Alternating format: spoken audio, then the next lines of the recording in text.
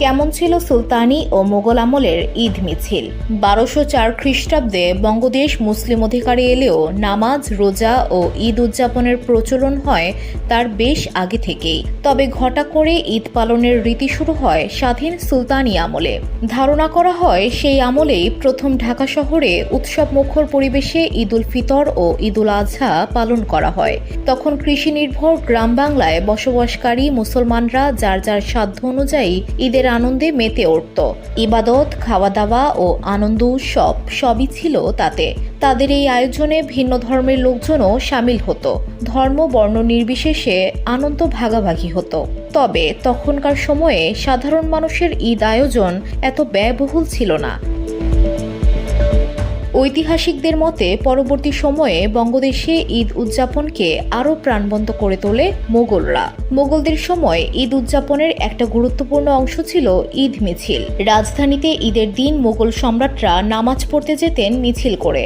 মোগলাই জৌলুস প্রকাশিত হতো সেই ঈদ মিছিলে। সেই ধারাবাহিকতায় বলা যেতে পারে মোগলরা আসার আগে এই অঞ্চলে মানে পূর্ববঙ্গে ঈদ উৎসব হয়ে ওঠেনি।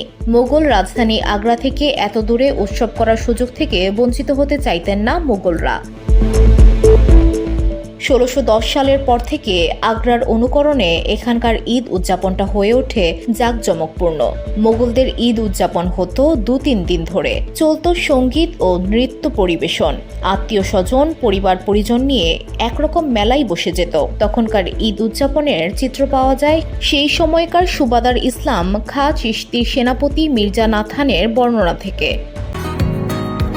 বসুন্ধরা, উত্তরা, বনশ্রী, কুড়িল ও বাড্ডা সহ রাজধানীর বিভিন্ন স্থানে অভিজাত ও অত্যাধুনিক মানের ফ্ল্যাট কেনার এক নির্ভরযোগ্য প্রতিষ্ঠান প্লেজেন্ট প্রপার্টিজ লিমিটেড। তাই আপনার স্বপ্নের আবাসনের জন্য আজই যোগাযোগ করুন। Pleasant properties limited, where destiny matches eventually. সন্ধ্যায় যখন মোমবাতির আলোয় আলোকিত হতো মোগল আমলের ঢাকা শহর, তখনও শেষ রোজার সন্ধ্যাকাশে উঠত ঈদের চাঁদ। শিবিরে বেজে উঠত শাহিতুর্য, রণসিংহা এবং গোলান্দাজ বাহিনী গুলির মতো একের পর এক ছুটতে থাকত আতশবাজি। সন্ধ্যা থেকে মধ্যরাত পর্যন্ত চলত এই আতশবাজির খেলা। শেষ রাতের দিকে বড় কামান দাগা হতো। মির্জা নাথানের স্মৃতিকথায় মোগলদের ঈদ উদযাপনের বর্ণনা থাকলেও ঈদ মিছিলের কোনো কথা আমরা পাই না।